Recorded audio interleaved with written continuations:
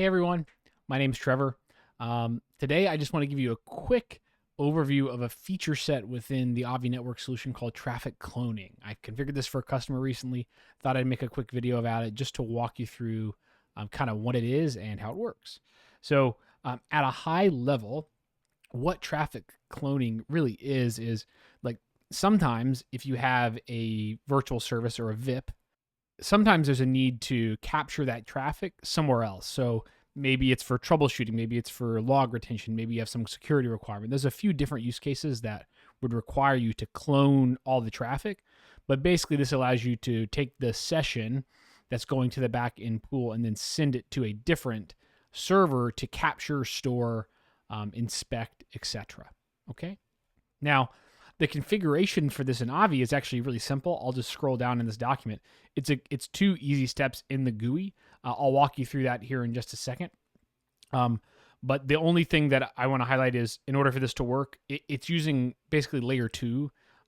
It will send the traffic to what you define as the clone target.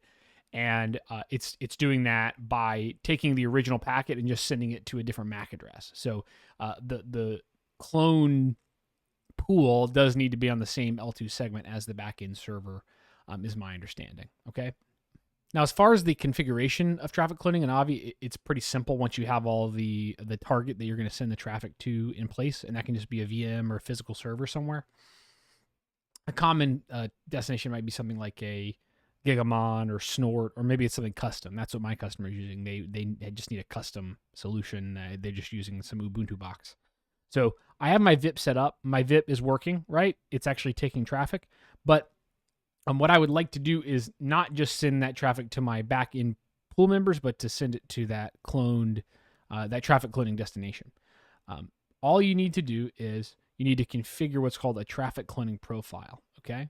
I've already done that. I'll show you what mine looks like. All I've done is I've selected the network. So this is that layer 2 segment that the clone target lives on. I've specified the subnet of that network, and then of course I've given it the IP address of that endpoint. So that's what you would do. You would either give it the IP or the MAC of the endpoint that you want to clone the traffic to. Okay. So I have that configured.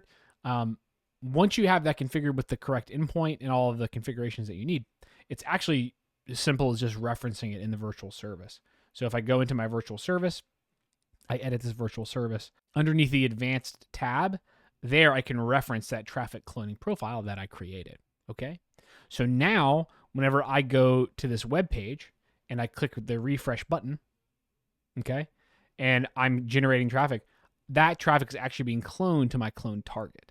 To prove this to you, I'm going to pull up an SSH session to my clone target. So I'm logged into this Ubuntu box, which is just functioning as a clone target. And what I'm going to do is run a simple little command. I'm just running TCP dump, but you might consider running TCP dump and saving this to a PCAP or something like that, depending on why you're capturing this traffic. Maybe you need to send it to some other solution. I don't know.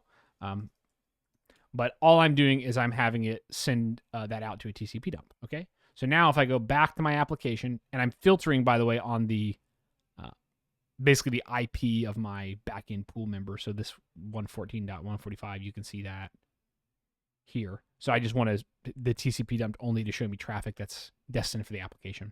So I'm going to go ahead and mash refresh a few different times here to generate a little traffic.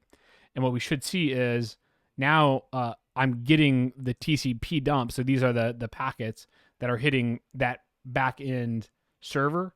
So that are actually being load balanced to this .145, but I'm getting these from my clone target, which is the .146 in this example. So this is not a pool member for the VIP. This is actually the clone target. So all the traffic destined for the pool is being copied over here to a TCP dump. So again, you might pipe this into a PCAP. You might have some other piece of software running that can ingest that flow of traffic. But I just wanted to show you that the traffic is indeed hitting the clone target via that profile that I had set up previously.